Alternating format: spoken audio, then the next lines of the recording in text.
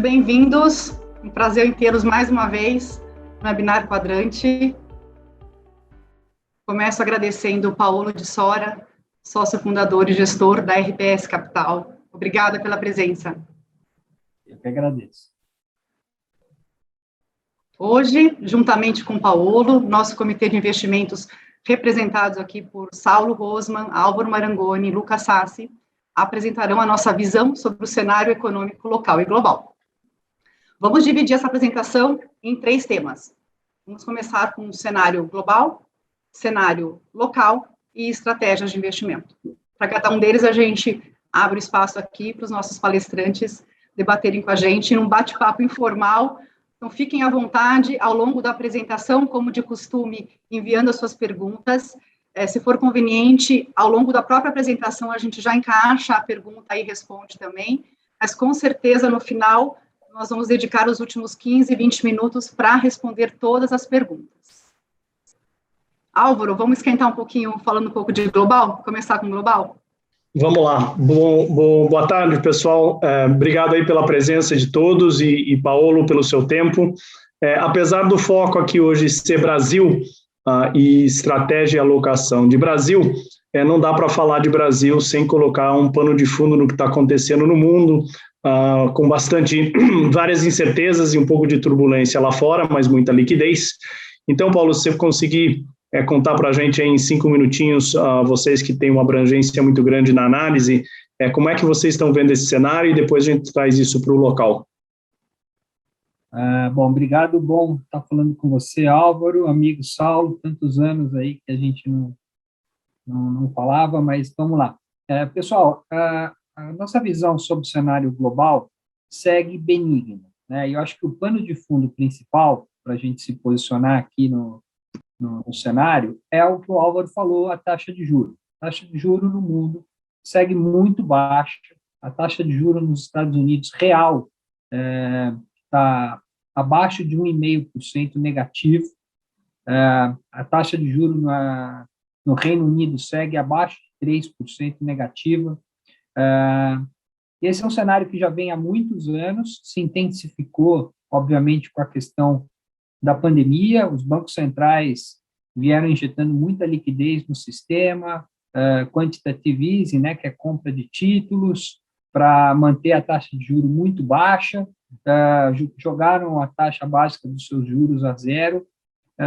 Esse é o grande pano de fundo. A economia global se recuperou nesses últimos 12 meses, bastante, alguns lugares até mais do que deveria, e começa a ter até um pouco de inflação, mas o juro segue baixo, e a gente acha que o juro vai seguir baixo. Talvez não tão baixo quanto agora, a gente está talvez numa excepcionalidade, mas a gente não vê um cenário onde o juro globalmente vai subir a um ponto de incomodar o investimento global. O mundo segue com uma dinâmica de economia compartilhada, envelhecimento. A própria alavancagem da economia global não combina com um juro muito alto. Então, a gente ainda continua achando que o cenário macroeconômico global é um cenário positivo, principalmente impulsionado pela taxa de juros. Não tem o que fazer com o dinheiro fora de alguns lugares do mundo onde tem taxa de juros. Não tem nada para fazer no mundo que não seja investir em ativos de risco, em bolsa, em private equity, em ativos reais, que na taxa de juros que existe hoje, no crédito, na renda fixa dos governos, não tem retorno, um retorno abaixo, inclusive, do que a inflação. Então, esse é o grande pano de fundo, e a gente acha que esse pano de fundo segue. Nesse pano de fundo, a gente acha que a gente caminhou no ciclo econômico global, que nem eu falei, a economia se recuperou, algumas estão até desacelerando mais forte, como a economia chinesa, mesmo a economia americana, na margem, as revisões estão começando a vir mais para baixo.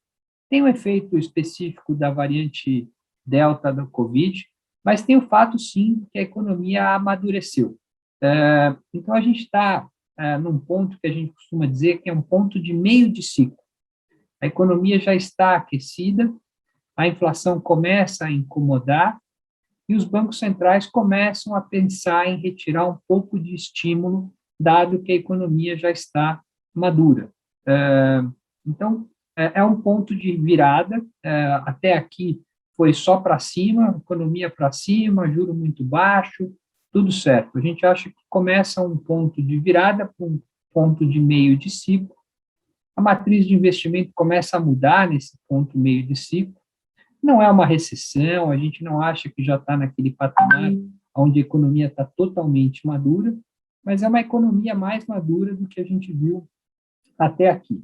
Algumas regiões acelerando o crescimento ainda, mercados emergentes, Europa, mas os dois grandes blocos do mundo já com desaceleração. China, bastante desaceleração, nós estamos vendo, inclusive, o impacto que isso está tendo sobre commodities no curto prazo. A gente está vendo também a economia americana começando a mostrar uns sinais de desaceleração da margem, mas ainda vai ser um crescimento acima do potencial. Não é para a gente se preocupar com o crescimento, é só lembrar que a gente está num ponto já de virada da derivada do crescimento. A derivada do crescimento é decrescente. Nós não estamos preocupados muito com a variante Delta, a gente acha que, de algum jeito, essa pandemia está relativamente controlada. Claro que países que vacinaram mais estão vivendo uma dinâmica melhor, alguns países que vacinaram menos estão vivendo uma dinâmica um pouco pior. Vale ressaltar que o Sudeste Asiático, que vacinou pouco relativamente, eles estão sofrendo um pouco mais com a variante Delta, mas a gente acha que o caminho está trilhado para a gente finalmente reabrir toda a economia global, provavelmente na virada desse ano para o ano que vem, e aí a gente começar uma transição mais forte da economia, da produção, da indústria, dos bens, que foi o que as pessoas mais consumiram no mundo até aqui, para uma economia mais dos serviços, né? Que é o que está faltando ainda, né? Então, a gente vai ver uma transição do crescimento econômico de bens, da indústria, mais para serviços, que é uma coisa que está telegrafada para o ano que vem. Eu acho que, no geral, o plano de fundo para investimento global é um plano de fundo positivo. Lembrando que talvez o melhor momento ficou para trás quando a economia crescia de forma acelerada para frente, e a gente está vendo começando um cenário de desaceleração. Mas, assim, lá fora não tem muito o que fazer, seguir investindo em ativos de risco.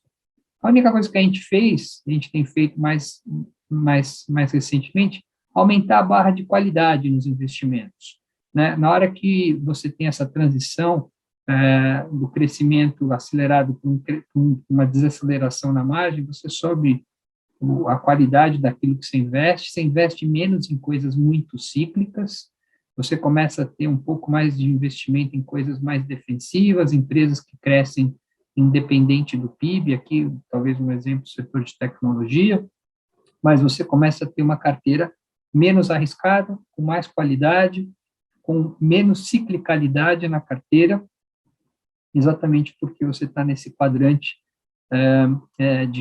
de um início de uma desaceleração de crescimento global. Acho que se tivesse que resumir é isso. Preocupação é uma preocupação com o juro, que a gente segue achando que o juro vai continuar baixo, mas ele está muito baixo, excessivamente baixo, ele está baixo a ponto de você identificar doença, que não é o caso. Então, o juro vai subir, na nossa opinião, e esse processo de subir juros, se não for bem coordenado pelo Banco Central americano, que é o principal banco central do mundo, pode trazer um pouco mais de turbulência para frente. A gente está vendo o Banco Central americano falar em início de retirada de estímulos a partir do final desse ano, para começar a subir juros no final do ano que vem, provavelmente início de 2023. Esse é o plano de voo, todos nós estamos acompanhando esse plano de voo, por enquanto ele tem sido bem sucedido. Precisamos ter cuidado, porque esse processo é um processo delicado, existe muita liquidez no sistema, o mundo tem mais ou menos 17 trilhões de dólares investidos em renda fixa negativa. Então, é um processo, o mundo se alavancou bastante nos últimos anos, a gente viu uma expansão enorme de todos os países em termos de alavancagem, exatamente por conta do quantitative easing, por conta da injeção de liquidez que foi colocado pelos países no sistema global. É um processo que a gente tem que tomar cuidado, vai trazer mais volatilidade, provavelmente. Mas se eu tivesse que dizer, em termos de cenário global, é mais ou menos isso. Estamos olhando a China é um ponto, uma coisa importante, está desacelerando mais até do que a gente projetava. É uma preocupação, principalmente para o Brasil, que é um país que depende muito de China, né? Um país que depende de commodities, commodities tem a ver com China. A gente acha que em algum momento, provavelmente no curto prazo, o governo chinês deve vir com algum sinal de estímulo lá na economia, voltar a acelerar crédito, voltar a cortar a reserva de bancos, porque a economia está desacelerando demais. A gente viu, inclusive, hoje, dados econômicos, e temos visto nas últimas semanas, aí, mês, dados na economia chinesa que estão surpreendendo para baixo. Eles estão sofrendo, sim, a questão da Delta, lá tem a história da tolerância zero, né? Qualquer caso de Covid, eles já fecham a província, tal, então tem que estar sofrendo talvez um pouco mais pontualmente por conta disso, mas, de fato, a economia chinesa está desacelerando, tem menos crédito, tem menos estímulos do governo chinês na economia, talvez ela esteja desacelerando demais e é um ponto de atenção. Bom, Paulo, acho que você resumiu muito bem, né, esse pano de fundo. Então estamos aí no mundo extremamente líquido, o juros negativo é uma coisa que está aí para ficar também, né, então é uma realidade que todo investidor acorda se ele colocar o ativo dele, o investimento dele num ativo de baixo risco, ele vai perder para a inflação garantido, né, então esse é o desafio do investidor global. E dentro dos ciclos que a gente gosta de olhar o investment clock aqui, a gente vai até trazer isso no final, a gente coloca aí onde está cada economia nesse ponto e vemos sim essa desaceleração, sendo uma desaceleração cíclica, mas não recorrente ou não decorrente de algum fator exógeno que a gente não estava planejando. Então, a China expandiu muito o ano passado, desacelera um pouco esse ano, a gente vê os emergentes como um todo também num ciclo de crescimento interessante, que nos traz para o Brasil, né, onde o Saulo tem acompanhado aí mais de perto os detalhes, né, da economia, então eu passo a palavra para ele. Paulo, tudo bem? Prazer falar com você de novo. Tudo bem, Saulo? Tudo jóia. Para a parte Brasil, eu tenho uma pergunta que é bastante abrangente, a gente vai uma pergunta que mistura um pouco de cenário econômico com preço de ativo, e também eu acho que é um tapete vermelho aí para você falar sobre a sua visão para 2022. Então, a pergunta é a seguinte, muita gente no mercado, gestores, economistas, falam que os ativos no Brasil estão mal precificados, que a Bolsa deveria estar a 150 mil, que o dólar deveria estar a 4,70, que é o dólar de equilíbrio, né? E que isso não ocorre porque nós temos o risco fiscal, né? E o risco político. Que esses dois riscos, inclusive, são muito ligados um no outro, né? E apesar dos fundamentos melhores do Brasil recentemente, esses dois itens juntos têm atrapalhado o valor justo dos ativos.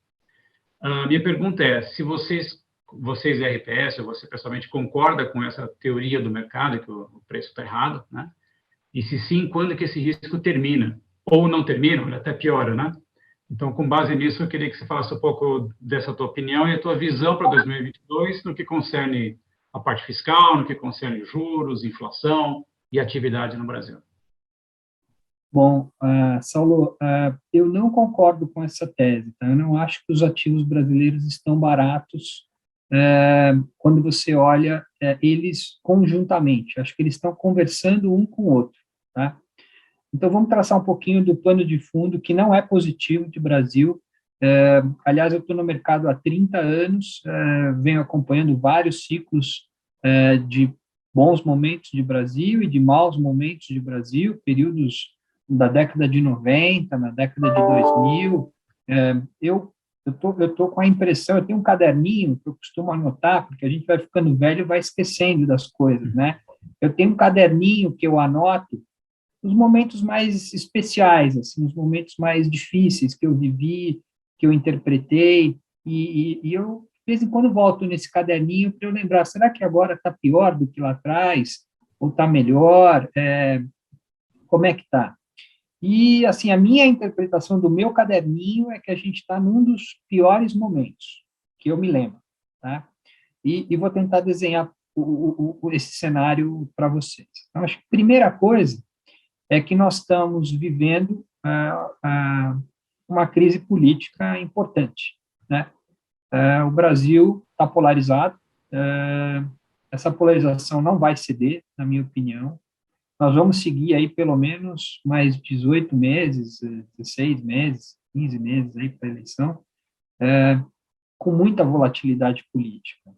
A gente podia estar nesse curto prazo, talvez deixando a política um pouquinho de lado, olhando para a economia, olhando para o que está acontecendo com a atividade, com a inflação, mas, infelizmente, a gente antecipou o pleito econômico, o presidente do Brasil antecipou o pleito econômico, inclusive de forma bastante contundente nesse 7 de setembro, trouxe para a mesa já a discussão política e, com isso, interditou, na minha opinião, o Congresso Nacional na agenda econômica. A gente tem conversado com os agentes políticos nas últimas semanas e meses, e a impressão que eu tive, conversando com eles, é que a turma já foi para o palanque, e no palanque existe uma polarização, portanto, você tem um menor apoio do Congresso para a agenda corrente, a agenda de reformas, que é muito importante. Então, cenário político muito polarizado, muito tensionado, e de forma prematura. A gente está vivendo uma inflação elevada, muito elevada. Nós vimos aí o IPCA acumulado de 12 meses, no último mês bateu 9%. É uma inflação muito alta, é uma inflação disseminada, ela não é uma inflação de commodities, ou é uma inflação só de bens industriais. A gente sente, obviamente, os bens industriais muito pesados. Isso está acontecendo no mundo inteiro, isso não é só no Brasil. Mas é uma inflação que vai além disso. A gente está vendo inflação já de serviços, a gente está vendo uma inflação que está vindo, inclusive, da crise hídrica, que é um terceiro ponto muito importante, que a gente está bastante preocupado. Então, nós estamos com um problema de inflação disseminada. O Banco Central brasileiro deixou um juro muito baixo, excessivamente baixo, e com isso deixou a inflação andar. Agora ele vai ter que combater essa inflação. E ele já falou que vai combater com juro restritivo. O que significa juro restritivo? Significa aquele juro alto o suficiente para desacelerar a economia, que é alguma coisa acima de 3% juro real. Então, se a inflação está rodando a 8%, e acho que ela vai cair, talvez ela esteja fazendo pico agora, mas pelas projeções de mercado, a inflação para o ano que vem já está acima de 5%, a inflação implícita nas curvas de mercado. Então, significa que o juro, para ser restritivo em cima de uma inflação de 5%, vai ter que ser de pelo menos 8,5%. Então, o Banco Central vai continuar subindo a Selic para pelo menos 8,5%. Nós, inclusive, projetamos uma Selic terminando aí o ciclo de alta de 9,5% no início do ano que vem. Então, nós estamos num ciclo de aumento de taxa de juros, o que é ruim para investimentos de risco, diferente do que eu e o Álvaro falamos aqui de cenário global, juro baixo. O Brasil não está mais juro baixo. Aliás, o juro implícito nas curvas de médio prazo no Brasil é de 11%, 12%. É um juro já relativamente elevado num mundo que não tem juro, né? Então, vai desacelerar a economia. O Banco Central falou, eu preciso desacelerar a economia, porque nós temos muita inflação, eu preciso domar a inflação. A gente tem a crise hídrica, que nós, inclusive, escrevemos uma carta para os nossos investidores, faz poucas semanas, abordando isso. A crise hídrica, ela é estagflacionária por natureza. O que significa isso? Você tem que controlar o consumo via aumento de preço. E o governo já começou a fazer, aumentou as bandeiras tarifárias, exatamente para dar um sinal de preço para as pessoas consumirem menos. Consumir menos energia numa economia significa desacelerar a economia. Então, nós temos dois freios de desaceleração na economia. O freio monetário, dos juros, e o freio dessa crise hídrica. A crise hídrica, a gente não vai descobrir o tamanho dela até o verão. Não adianta, não tem bola de cristal. Até o verão a gente não vai saber. A gente vai viver com essa incerteza. Nós estamos agora em setembro, nós vamos viver com essa incerteza pelo menos mais uns 3, 4 meses, o que não é bom para investimento. incerteza não combina com investimento.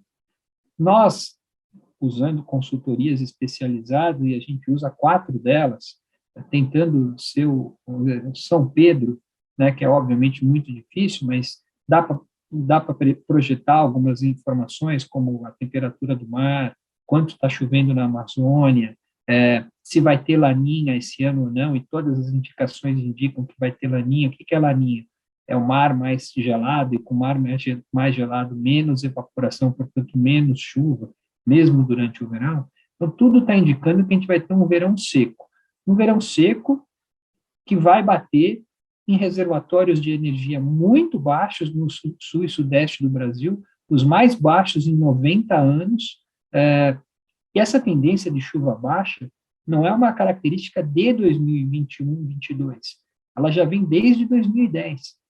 E aí o Brasil não se preparou para isso, não colocou capacidade térmica ou capacidade eólica ou mesmo hídrica para encarar essa tendência de menos chuva. Ainda 70% da nossa matriz energética é uma matriz que depende de água, né? Principalmente no sul e sudeste do Brasil, que é o que se chama o pulmão, né? O reservatório de energia do Brasil. Então, a gente está preocupado com esse assunto, a gente acha que é um assunto de primeira grandeza, que vai ajudar a desacelerar ainda mais a economia em 2022. Né? E, em cima disso, então, provavelmente a gente vai ter pouco crescimento. Um país que já cresce pouco, estruturalmente, faz 10 anos que o Brasil cresce muito pouco. Óbvio que tem um ano um pouco melhor, mas daí é seguido por um ano pior. Então, na verdade, nós somos um país emergente que cresce muito pouco. E para o estrangeiro, emergente é igual a crescimento. Se o emergente não tem crescimento, ele não tem atratividade de investimento. Então, o cenário... E lembrando que, poxa, a gente saiu de uma recessão ano passado, está tendo esse ano uma recuperação cíclica da economia e já estamos encarando o problema de energia. Imagina se a gente tivesse com uma economia forte. Imagina se a gente fosse tentar crescer 5%. Ia bater num problema de infraestrutura, que é seríssimo no Brasil. E acho que a energia é um dos problemas de infraestrutura que o Brasil tem. O que mostra que o Brasil é um país que, no curto prazo, os próximos anos, pelo menos, seguirá sendo um país de baixo crescimento como um todo. Claro que existem setores que estão indo bem, principalmente commodities, agronegócio, acho que é realmente uma locomotiva do Brasil e vai seguir, mas como país, no geral, é um país que vai seguir crescendo baixo. E crescer baixo num país pobre significa problema fiscal. Quem não cresce não consegue endereçar seu problema fiscal, e que é enorme no Brasil. A gente já tem uma carga tributária enorme, das mais altas entre os países emergentes, 33% do PIB, e seguimos com déficit primário, seguimos gastando mais do que arrecadamos, mesmo antes de pagar juros. Vamos ter que pagar um juro mais alto, né, porque a Selic está subindo. Então, o cenário fiscal brasileiro, apesar de estar um pouquinho melhor do que se imaginava ali no meio da pandemia, com os gastos que a gente fez, a gente está, de fato, num cenário um pouquinho melhor, estamos partindo de uma relação dívida-PIB perto de 80%, e a gente mesmo projetava que ela ia estar, nesse momento, mais para 90%, e, de fato, a gente está com ela menor, e basicamente porque a inflação foi muito alta, e o PIB nominal foi muito alto, a gente teve o famoso imposto inflacionário, que aconteceu nos últimos 12 meses, e agora a conta vai vir na linha de juros, para a gente controlar a inflação. Então, o cenário brasileiro, ele é muito desafiador, eu acho que vai estar muito difícil, e aí você vem na pergunta de preços, né? Esse cenário difícil está precificado? A gente costuma olhar o mundo, né? Nós temos um mandato para investir em qualquer lugar do mundo, em qualquer ativo, e a gente vem fazendo isso há quase uma década. Quando eu olho o Brasil, e vamos falar de bolsa aqui, para começar, você tem a bolsa, o índice Bovespa aí a 112, 113 mil pontos. Ok, parece baixo. Só que se você abre a bolsa em 3 grandes grupos, lembrar que a bolsa brasileira, quase 50% dela é composta de commodities e de grandes bancos. Isso é 50% do índice, um pouco mais até do que 50% do índice, se você colocar as empresas estatais também. Essa turma é estruturalmente de múltiplo baixo. Não aqui no Brasil, no mundo inteiro. Uma empresa de commodities na Europa, nos Estados Unidos e no Brasil negociam a múltiplo baixo, bastante baixo. A gente até acha que está baixo demais esse setor. Mas é uma característica. Bancos estão negociando a múltiplo baixo no mundo inteiro. O que está acontecendo com os bancos brasileiros, a questão do financial deepening, a questão da competição das fintechs, a disrupção que está acontecendo no mercado financeiro, é uma realidade no mundo inteiro. E os bancos grandes estão sendo atacados. E, por isso, eles estão negociando a múltiplos baixos. Na Europa, o banco negocia a relação preço-valor patrimonial de meia vez. No Brasil, está negociando uma vez e 2, uma vez e 3, dependendo do banco, uma vez e 5. É baixo, mas é uma realidade do mundo. O resto da Bolsa, eu costumo dizer a Bolsa dos campeões, das boas empresas privadas, que a maior parte do pessoal investe, essa Bolsa está negociando, na média, numa relação preço-lucro, para o ano que vem, de 17 vezes lucro. 17 vezes, pelas nossas projeções. Sem jogar para recessão o ano que vem, sem nenhum cenário catastrófico. Cenário básico que está deteriorando na margem. 17 vezes lucro é 15% de desconto em relação ao S&P 500, que é o índice americano. Das 500 maiores empresas do mundo, que tem um monte de empresas de tecnologia lá dentro, todos nós sabemos o valor de mercado do Facebook, da Amazon, do Google, etc. e tal. Que são empresas incríveis, globais, que crescem muito e que acabam puxando um pouco o índice do S&P, múltiplo do S&P para cima. Eu acho que 15% de desconto da Bolsa ex-commodity bank vis-à-vis o S&P não caracteriza uma Bolsa atrativa. Por isso eu discordo dessa tese que a Bolsa brasileira está barata. Ela está barata porque commodities está barato e porque banco está barato. E existem questões estruturais para justificar o porquê bancos estão baratos, e commodities a gente está num pico de preço. Normalmente, quando o preço é alto, o múltiplo é baixo. A gente até gosta de commodities, é uma das coisas que a gente mais gosta no Bovespa. Só que aí, assim, eu gosto de commodities. Aí, um mês e meio atrás, a gente começou a ficar mais preocupado com crise hídrica, como eu falei aqui. Não é legal para commodities. As empresas de commodities, infelizmente, dependem muito de energia, são intensivas em energia. O que fez eu mudar um pouco a minha cabeça para commodities Brasil, e acabei vendendo um pouco das empresas de commodities no Brasil e comprei um pouco de empresas de commodities fora do Brasil para tentar isolar essa questão da crise hídrica. Então, dentro das 3 grandes classes de ativo, renda fixa, bolsa e câmbio, a gente acha que o que tem mais prêmio, e eu acho que não vai cair o prêmio, porque a gente vai ter uma tensão política por pelo menos mais 12 meses, é um pouco os juros. A gente acha que a Bolsa não reflete um juro de médio prazo de 12% que estão nas curvas pré. Então, se existe um ativo que está mais estressado em termos dos 3, na nossa opinião, é o juro. Nós não estamos aplicando esse juro, não estamos otimistas com isso, achamos que é um mau investimento, normalmente, investir em juros enquanto a inflação está subindo. A gente tem vários estudos históricos que, enquanto a inflação não cede, aplicar juros não é um bom negócio. Você pode até ganhar, mas a relação custo-benefício não é legal. A relação custo-benefício fica muito legal no juro quando a inflação tem uma clara tendência de queda.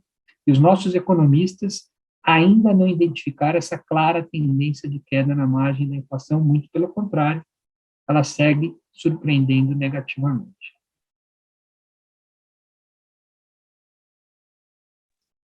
Então, eu posso dizer que o Brasil é exatamente o contrário do cenário global, né? Ou seja, não é nada róseo, é hora de ter apostas mais conservadoras, né, diferente do global.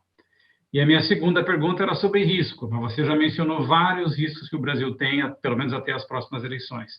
Então, em vez de eu perguntar para você quais riscos você está vendo pela frente, que você já mencionou vários, o que faria você mudar de ideia e ficar menos pessimista com o cenário Brasil?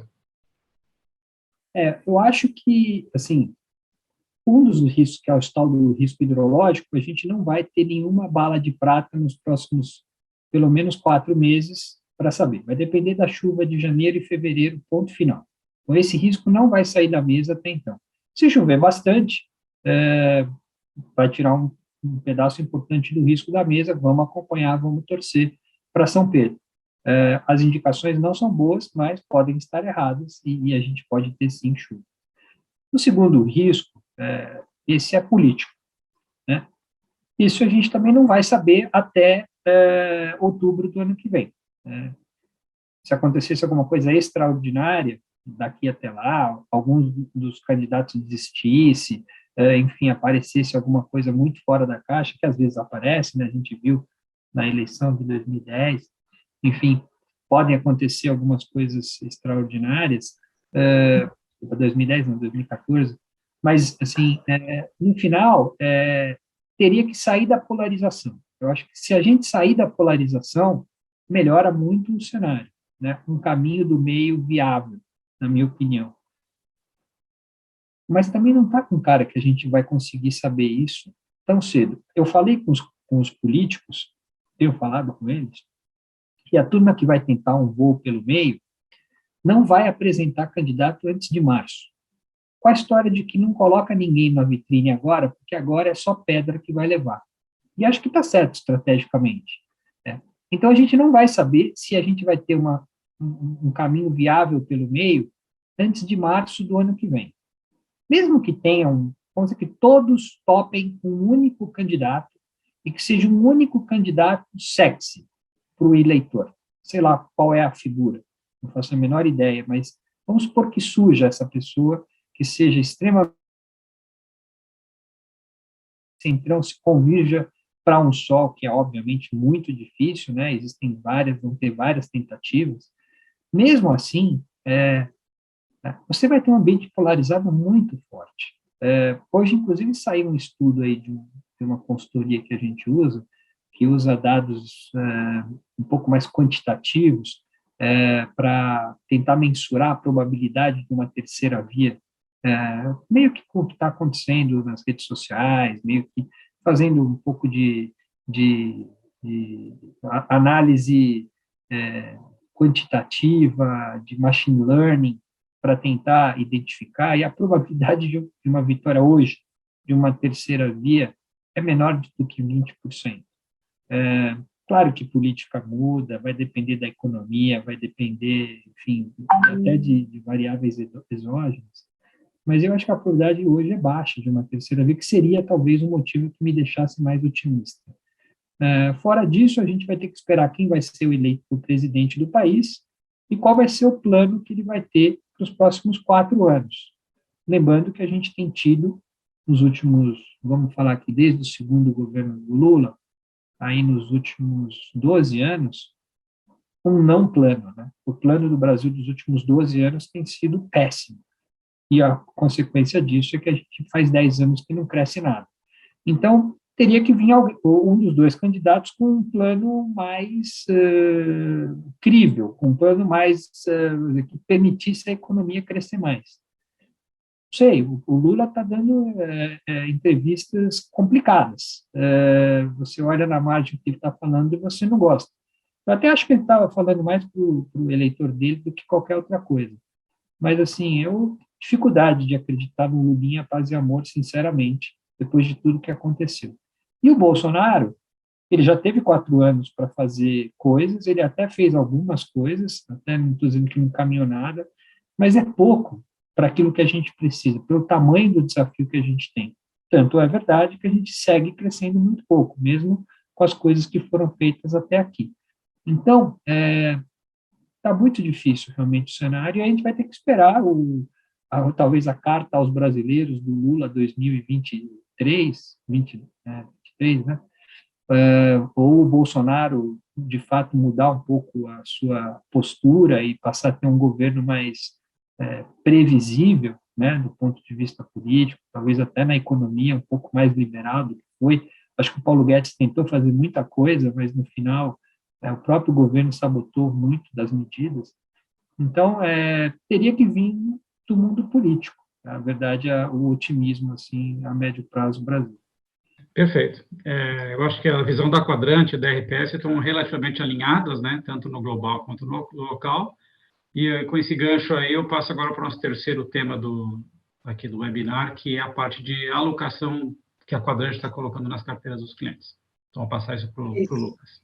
O desafio com um cenário tão desafiador, né, qual que é a nossa estratégia de investimento para esse momento, para esse prazo agora, né, nesse finalzinho de ano? Obrigado, Paolo, Camila, Saulo, Álvaro. Com certeza, com esse cenário, fica mais fácil da gente explicar um pouquinho as realocações que a gente está propondo para as carteiras. E sempre que a gente fala de cenário, a gente gosta de mostrar esse slide, que é o Investment Clock, que o Álvaro até comentou sobre ele lá atrás. Traduzindo, né, literalmente, seria o relógio dos investimentos. E a gente gosta de fazer uma analogia do Investment Clock. Quando você vai sair de casa, você olha ali a previsão do tempo, vê se vai chover, se vai fazer frio, se vai fazer calor, para você saber qual roupa que você vai colocar. E o relógio dos investimentos, ele a partir de duas variáveis macro, né, inflação e PIB, ele dá um indício, né, ele dá uma tendência de para qual lado de alocação a gente deve caminhar com as carteiras e com os nossos portfólios.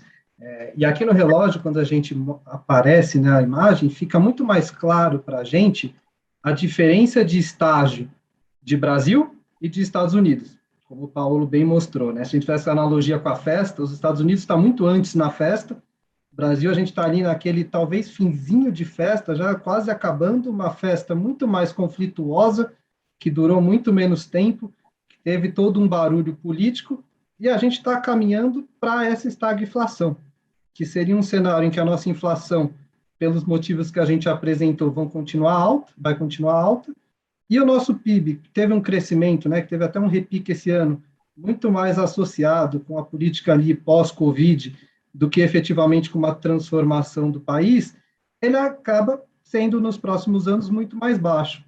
Então, esse cenário que a gente olha para o Brasil, né, de um PIB baixo, ali, próximo a zero, talvez um crescimento muito fraco, com uma inflação que pode ser na casa dos 4%, 5%, pressionando principalmente o mercado de juros para um juros nominal mais alto, é um mercado muito diferente do que a gente está vendo lá nos Estados Unidos.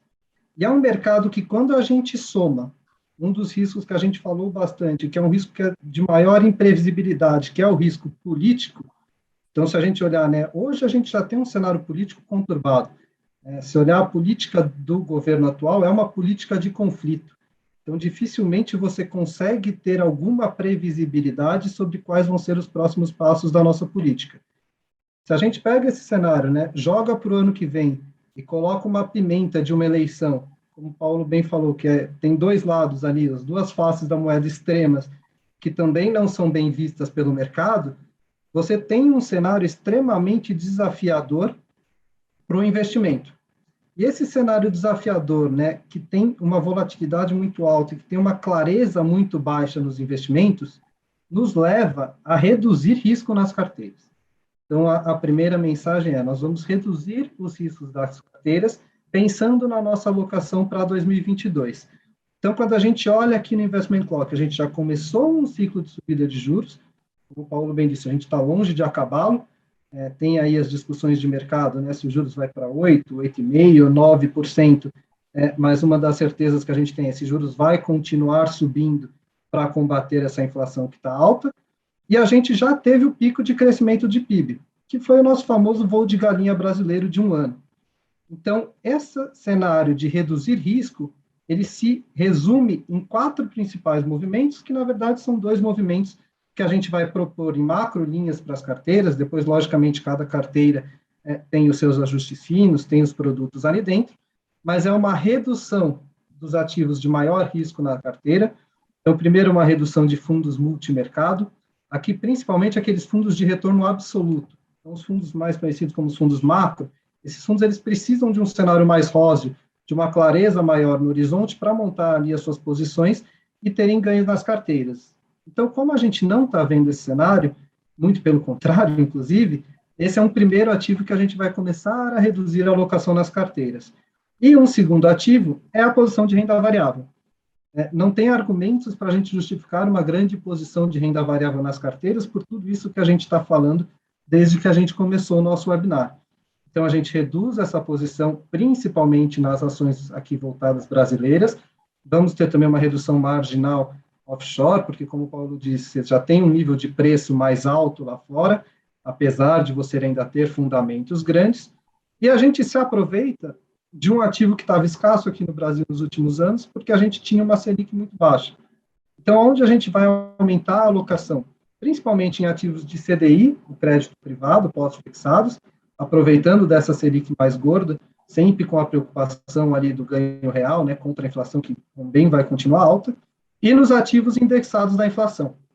Então, a gente já vem nesse movimento de buscar bons ativos indexados à inflação ao longo dos últimos 6 meses, mas a gente quer intensificar, aproveitando exatamente dessa inflação que deve permanecer alta ainda nos próximos meses e até nos próximos anos, com um juro real gordo e interessante.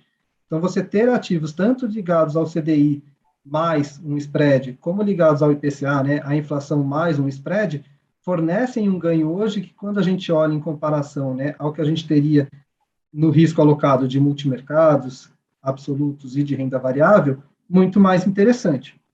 Sempre lembrando, cada carteira é uma carteira, tem os ajustes ali de produtos, que a gente vai fazendo aos poucos com cada um dos clientes, mas em grandes linhas, né, o recado é esse, nós vamos gradativamente, pensando ali na carteira de 2022, reduzir o risco alocado nesses dois produtos e aumentar os ativos indexados, tanto à inflação como ao CDI.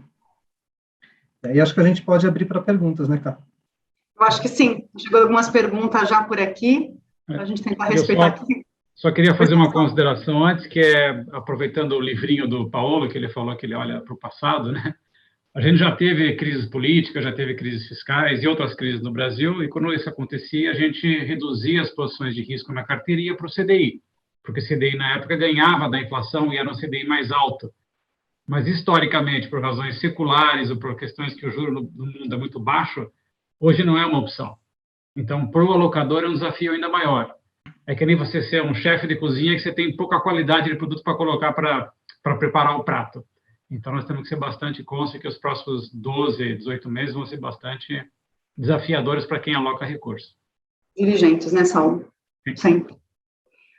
Bom, eu vou começar a ler as perguntas por aqui, aí a gente vai direcionando aí as respostas, quem pode responder aqui para quem mandou as perguntas. Primeira pergunta aqui, qual que é a previsão de Selic para dezembro 23 e, se possível, para 10 anos? Na opinião de vocês, Paulo, você quer reforçar o comentário? Projeção para 10 anos no Brasil? O que você espera, a média? Essa deixa para o Saulo. Ocupado de cristal. O mercado já a gente pode falar, pessoal, do que tem na curva, né? A curva, o que a curva está dizendo? Eu acho que é essa a linha da resposta, né, Lucas? A curva está dizendo que a Selic vai para mais ou menos 12%, 11,5%, tem variado. 2 dígitos, né? Estressou um pouquinho mais na semana passada, com a carta lá do Bolsonaro deu uma diminuída um pouquinho, mas a curva está indicando 11%, 12% de Selic. A gente até acha que está exagerado, não cabe 12% de juro na dívida brasileira, a gente vai entrar na tal dominância fiscal, né, que é quando o juro alto leva a um câmbio descontrolado, que leva a inflação alta, que leva a um juro alto, e você entra numa espiral negativa. A gente não acha que vai acontecer isso, mas a gente vai viver, sim, um período, pelo menos, que dependendo, se a gente, no final é o seguinte, se a gente fizer reforma fiscal, se a gente endereçar questões estruturais, tipo a reforma administrativa, manter o teto de gastos e fizer uma boa política fiscal, o juro vai subir agora para 9, 9,5, que é o que a gente acha. Ele vai ter que ficar um tempo lá, porque ele precisa desaquecer essa panela que está fervendo, mas, se o fiscal ajudar, a panela esfria rápido, e aí depois o juro pode voltar a cair, e aí a gente está falando talvez de um juro a médio prazo que está exagerado nas curvas de mercado. Mas o que o mercado está dizendo é que não acredita que o Brasil vai, ou com o Lula ou com o Bolsonaro, fazer as tais reformas que vão manter um ambiente fiscal saudável. Portanto, existe um prêmio de risco fiscal embutido nas curvas, que, obviamente, agora talvez esteja exacerbado pela dúvida de quem vai ser o presidente, quem vai estar comandando esse país, tocando esse barco a partir de 2023, normal, tem um prêmio adicional, e vai muito depender, na minha opinião, da política fiscal. O que a gente vai fazer com o nosso fiscal de 2023 para frente? E a gente tem vários desafios, porque o teto dos gastos, enfim, está desafiado, a gente não vai caber mais dentro do teto dos gastos, provavelmente a partir de 23, então o Brasil vai ter que fazer medidas difíceis. E o que seriam isso? O Brasil tem 94% do seu orçamento federal em despesas carimbadas, despesas que o governo não consegue mexer. É o país com o orçamento mais engessado do mundo. Não existe nenhum outro país no mundo que 96% do que você gasta já está definido por lei. Então, a massa de manobra é mínima hoje no Brasil. E os 6% que sobra não está cabendo para fazer o que tem que fazer com tudo que não é carimbado no Brasil. A gente vai ter que mexer com esse engessamento do nosso orçamento. Uma discussão política tem que ser feita, mas a gente vai ter que endereçar a partir de 2023 isso, não tem mais jeito. Chegou a hora de endereçar uma desindexação do nosso orçamento. E a gente vai ter que diminuir o tamanho do Estado, gastar menos com salário, gastar menos com o judiciário, gastar menos com despesas correntes. Talvez a gente tenha até que fazer de novo alguma coisa, inclusive na Previdência, para a gente liberar investimento, para esse investimento virar PIB potencial lá na frente. Então, assim, é mais ou menos isso, assim, o cenário de juros. Obrigada, Paulo. Uma segunda pergunta aqui, tão desafiadora quanto, sobre o dólar. Né? Se, neste momento, o preço do dólar é um preço justo, e o que vem pela frente? Né? O que vem pela frente, já quase vivendo aí véspera de eleição, o que vem pela frente, Paulo, na sua visão? Saulo também, se quiserem. Quer pegar, Saulo? Assim, eu acho que o dólar, uma boa parte da notícia ruim já está no dólar também. Né? A gente viu o governo Bolsonaro, quando entrou, se não me engano, estava 4,50 o dólar, e hoje está 5,30, já chegou quase a 6, né? Então, eu acho que uma boa parte dessa deterioração na parte fiscal, advinda do ajuda que foi feita a empresas, à população no coronavírus, né? E também esse risco político, está embebido no preço do dólar. E lembrando também que o CDI subindo, ele atrai alguma coisa de investimento especulativo para o real, o que faz com que o dólar realmente não tenha uma estilingada tão grande. Agora, é difícil chegar no dólar de equilíbrio, que é o 4,70, 4,60, que os economistas falam, porque para isso acontecer tem que diminuir esses riscos que o Paulo comentou, né? Então, mudança estrutural no Brasil, e isso está difícil de ver, pelo menos nos próximos 18 meses. Então, eu diria que fica um investimento meio... Você não consegue se defender a sua carteira indo para o dólar, por exemplo. Né? Seria também uma das saídas antigas, né, quando tinha uma crise no Brasil. Mas uma boa parte desse risco também está no preço. Uma pergunta sobre Bolsa Brasil. Se existe algum segmento de renda variável no Brasil que pode ser mantido? Um pouco é para jogar o bebê com a água dentro, não? O que significa, talvez, Lucas, essa redução do Brasil, né? Eu acho que esse é bom para o Paulo, que está no dia a dia da Bolsa aí mais do que a gente. Olha, sempre tem boas oportunidades na Bolsa, né? A Bolsa não é só a direção do Bovespa, né? Existem 200 de empresas com alguma liquidez listadas na Bovespa que dá para se investir, sempre tem bons negócios. A gente faz vários investimentos lá. A gente não tem um investimento direcional, a gente não está comprado que o Bovespa vai subir. Mas a gente tem uma carteira de ações de coisas que a gente gosta, que a gente acha que vai performar melhor do que outras que a gente acha que não vai subir ou talvez vão até cair. E a gente faz o famoso long short, né? Compra coisas que a gente acha que está num cenário melhor e vende coisas que a gente acha que está num cenário pior e tenta ganhar o alfa, né? Que é a relação entre a performance desses ativos. Dentro das coisas que a gente gosta, que acha que vai subir, a gente ainda gosta de commodities. A gente está evitando um pouco o Petrobras, porque, por questões óbvias, que o Petrobras é político, e político está desafiado pelo que o Saulo e eu falamos aqui. É uma pena, porque a Petrobras está muito barata, uma empresa que está passando por uma transformação espetacular, mas ela vai ter que encarar talvez um Lula 2023 e a gente não sabe o que vai acontecer. Então, é um barato marido da barata, vamos dizer assim, entre aspas. Mas tem coisas legais. Eu acho que assim, a Bolsa, a gente está num momento agora de ter uma carteira defensiva, coisas que você tem normalmente no momento que você quer se defender. Coisas que dependem um pouco de juros, coisas que dependem um pouco de PIB, empresas de maior qualidade, setores mais defensivos. Então, o que a gente tem lá? A gente gosta, por exemplo, do setor de saúde. O setor de saúde vai continuar numa dinâmica estrutural positiva, com Lula, com Bolsonaro, e não importa, as pessoas continuam ficando velhas, continuam precisando usar mais o sistema de saúde privado no Brasil, porque o sistema público é muito ruim. É uma questão secular. Está acontecendo uma consolidação muito forte no setor de saúde no Brasil, empresas estão ficando muito grandes, dominantes, e com grande escala, conseguindo entregar produtos mais baratos, competitivos para os usuários do sistema de saúde privado.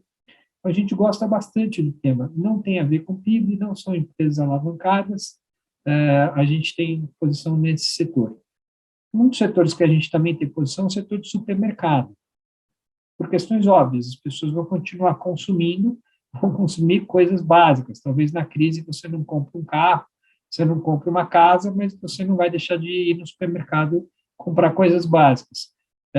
E tem boas histórias de empresas no setor de supermercado no Brasil que estão mal precificadas. O que a gente mais gosta é uma empresa que chama Açaí, que é a parte do atacarejo do Grupo Pão de Açúcar. Então, essa é uma outra posição que a gente tem. A gente gosta do setor de pets, né? Todo mundo ficou em casa e descobriu que um bichano é bom, né? Eu nunca tinha tido bicho, nunca gostei de ter cachorro, nem gato, tal. Estou com 2. Meus filhos meio que me obrigaram a ter e tal. Então, existe uma tendência secular de crescimento desse setor de pets. É um setor também muito pulverizado, tem poucas empresas grandes, tem uma das empresas grandes, é a Pets, depois chama Pets, listada no Bovespa. Essa empresa vai continuar crescendo, consolidando o setor, independente do que está acontecendo com o PIB. Então, são algumas das coisas que a gente gosta. A gente segue gostando de commodities, que nem eu falei, a gente não tem petro, mas a gente gosta de siderurgia. Tem uma tese em commodities, eu sou um especialista de commodities, o Saulo me conhece há 30 anos, e ele sabe que eu estudo o setor de commodities há 30 anos, né? Tem uma das coisas que eu estou gostando muito no mundo de commodities é o seguinte: a China está numa mudança lá. O mundo está numa mudança de diminuir emissão de carbono e consumo de energia, né? Nós estamos numa tendência estrutural global nessa direção. E a China começou a apertar o freio em alguns setores que são intensivos em consumo de energia e poluição. Por exemplo, o setor siderúrgico e o setor de alumínio. A China é a maior produtora de alumínio do mundo, a China é a maior produtora de aço do mundo, e fornece aço e alumínio para o mundo todo. Eles resolveram que eles vão diminuir a produção de aço e de alumínio, porque está poluindo, porque é um produto que tem baixo valor agregado, e eles querem fazer a tal da transição também para o carbono neutro em 2050. Significa produzir menos esses 2 produtos. Portanto, vão faltar esses 2 produtos no mundo. Se você olhar o gráfico do preço do alumínio nos últimos 60 dias, explodiu. E a gente acha que o setor siderúrgico, o alumínio não tem muito no Bovespa, tem só uma empresa listada, que é a CBA, que é uma empresa muito pequenininha. Até a ação subiu muito nos últimos dias por conta do preço do alumínio. Mas no setor siderúrgico tem boas empresas listadas no Bovespa, e a siderurgia, na minha opinião, vai ver a mesma coisa. O aço chinês não vai mais chegar tanto aqui no Brasil e em nenhum lugar do mundo como chegou no passado. Portanto, talvez vai faltar aço, mundo afora, com a China produzindo menos. Então, a gente tem uma tese em inglês que fala assim, vou falar em português: fique long o que a China é long, quer dizer, fique comprado o que a China produz em commodities, porque provavelmente ela vai diminuir essa produção e você vai se beneficiar de preços mais altos. A gente já está vendo o preço do aço muito alto, não só no Brasil, no mundo inteiro, e a gente acha que esse preço de aço vai ficar alto por mais tempo. E o valuation, né, o valor dessas empresas, está muito, muito baixo. Má notícia é que no curto prazo está tendo muito ruído na China por causa da produção industrial chinesa, crescimento de serviços na China e, obviamente, commodities tem a ver com China. Então, a gente está vendo aí um pouco de volatilidade, mas é um dos setores da Bolsa que eu gosto, te protege contra um problema Brasil maior, porque as empresas elas são em dólar, né? A receita delas, boa parte é dolarizada. A gente gosta também do setor de papel e celulose, é um setor mais caro, mas é um setor muito defensivo, tem uma pegada ESG muito boa, que hoje em dia atrai os investidores. A gente gosta também do setor de commodities. Acho que são um pouco dos setores que a gente hoje está posicionado. Atenção, obviamente, na questão hídrica, com as empresas de commodities que dependem de energia, então a gente tem balanceado um pouco mais lá fora, mas eu acho que mesmo com o problema hídrico, acho que a turma de commodities Brasil vai ir bem. A turma do agronegócio, a gente gosta bastante de JBS, a gente acha que o mundo vai continuar numa dinâmica de crescimento da classe média com mais dinheiro consome mais produtos de valor agregado, consome mais carne, existe uma transição fortíssima acontecendo na China para consumir proteínas de maior valor agregado, e a carne acho que é a maior delas. Então, a gente gosta bastante desses setores, coincidentemente são setores que dependem um pouco de Brasil. Obrigada, Paulo. Eu vou te interromper um pouquinho para a gente tentar fazer a última pergunta, que é sobre o mercado imobiliário, como é que a gente vê o mercado imobiliário com este quadro, com este cenário. Essa eu deixo para você. Álvaro, você quer comentar um pouquinho?